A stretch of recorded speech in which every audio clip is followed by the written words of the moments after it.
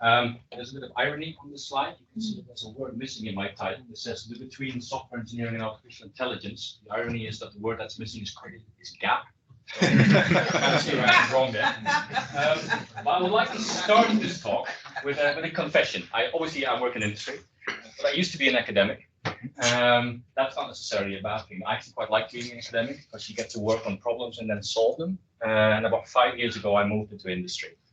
And I find there's an interesting thing you can do in industry that I couldn't really do when I was in academia, is I can think of new problems and I can wish list them to an academic community and they will help me solve it, which has been my job over the last 5 years.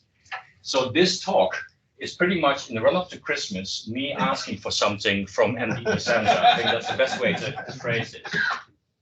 So let's start with, well, who am I and who do I work for? So my name is Joost Noppen and my official job title is Chief Researcher Software at in the Beta Lab team at BT Applied Research. We're based in Martlesham Heath, just by Ipswich. I somewhere in this building on the 5th floor.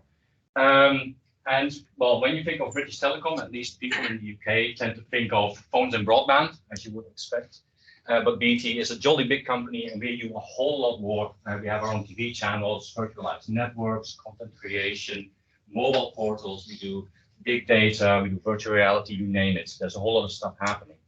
And if you want to do a catch-all these days, not everyone in BT fully agrees with me yet, so that's giving time. BT thinks it's a network company. I say BT is a software and AI company, fundamentally, right? Even our network is turning into software. So fundamentally, we're moving towards a company that does a whole lot of software and a whole lot of AI. And part of my job is thinking about what's the future of software development in BT look like. And I was talking with a couple of collaborators that we have in our research center in the US at MIT. And what was mentioned to me was that software engineering is at the cusp of a revolution. Now, in my mind, it always is, so I wasn't necessarily shocked. But when he explained it to me, I think he was actually right, in that for the last decades, we've been thinking about building software components. And that was kind of it. And that's hard enough in its own right. But in 5 or 10 years from now, we're not building software systems. We're going to be building AI-enabled software systems. So it's not just these components that have to be built, but we're building AI components as well. If you look in BT these days, AI is pretty much a person who has a Jupyter notebook and a whole lot of data and a very big brain, and they come up with some kind of classifier. And then those components don't really go anywhere at this point in BT. They might be used by individuals to make some classifications or predictions, but they don't go in anger into systems very much, not as much as we'd like them to anyway. And that's because it's really hard to build a software system that has an AI component in it as well. So that got me thinking, what is the challenge here? Well, fundamentally, software engineers build software components, and data scientists build AI components, and they don't know how to talk to each other. Or maybe they think they do, but they don't understand each other.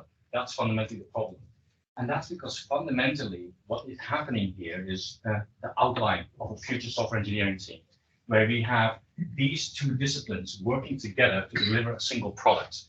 And that is at the core of the challenge that I want to throw towards the MDE community here, is perhaps we need to leverage the power of MDE, low code, whatever it is that we want to talk about, to bridge the gap between AI and software engineering so we can build more of those software systems that actually work well.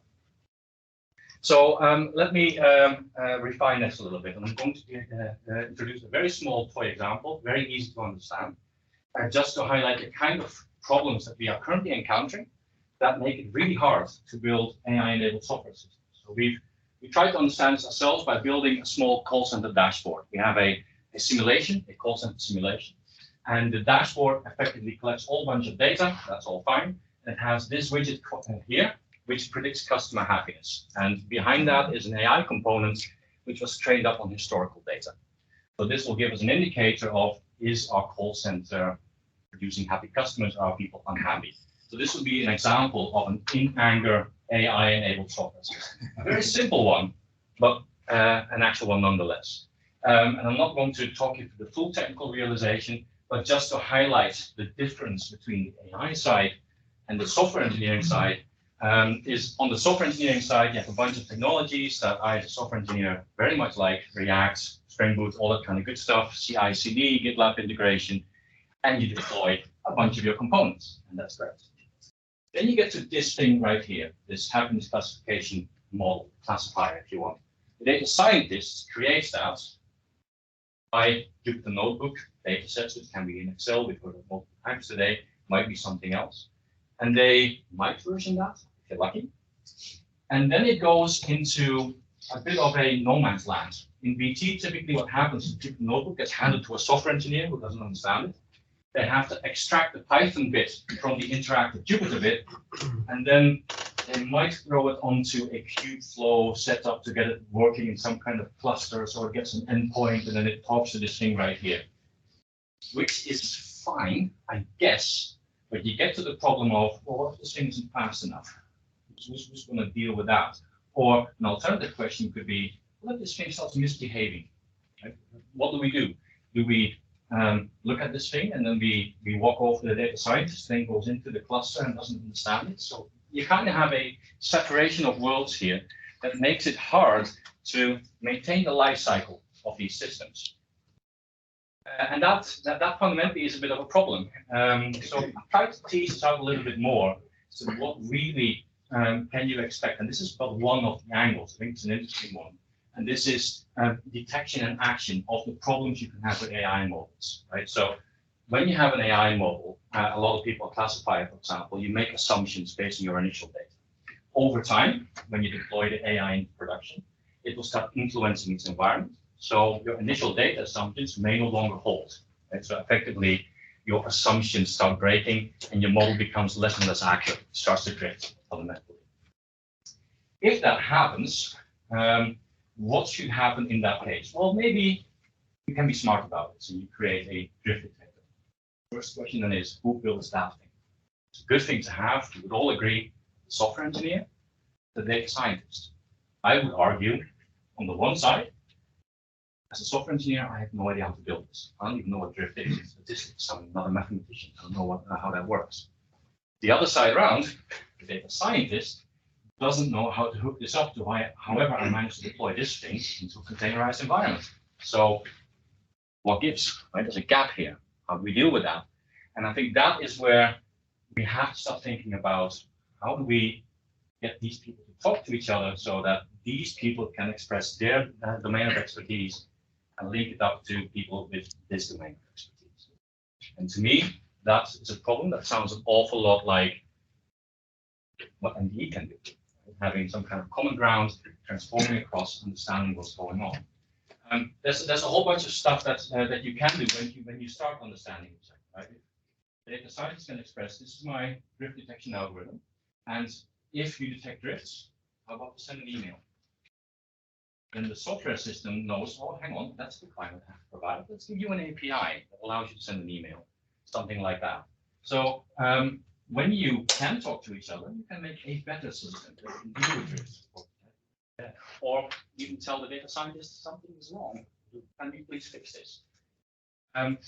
Effectively, what you get to is if you can integrate this question of detection and action, you can make better software systems. But in order to do that, these two sides need to be able to talk to each other. There's a whole bunch of extra errors. I won't go over that because I'm afraid I will run out of time. But if we provide some kind of mechanism for data scientists to express this kind of stuff, then and we translate that to the software engineering world, I like it better.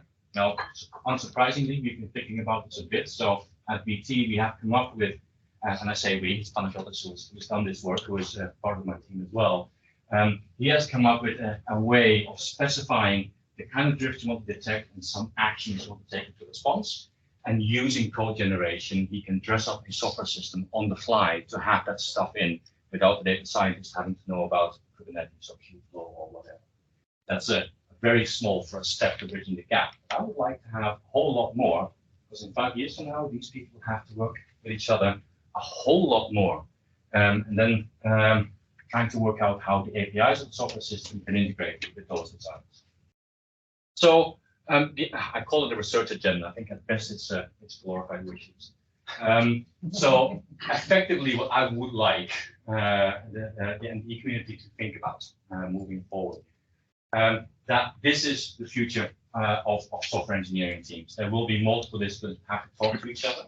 And fundamentally, what we're talking about is the solution domain of software engineering will be extended with the solution domain of AI.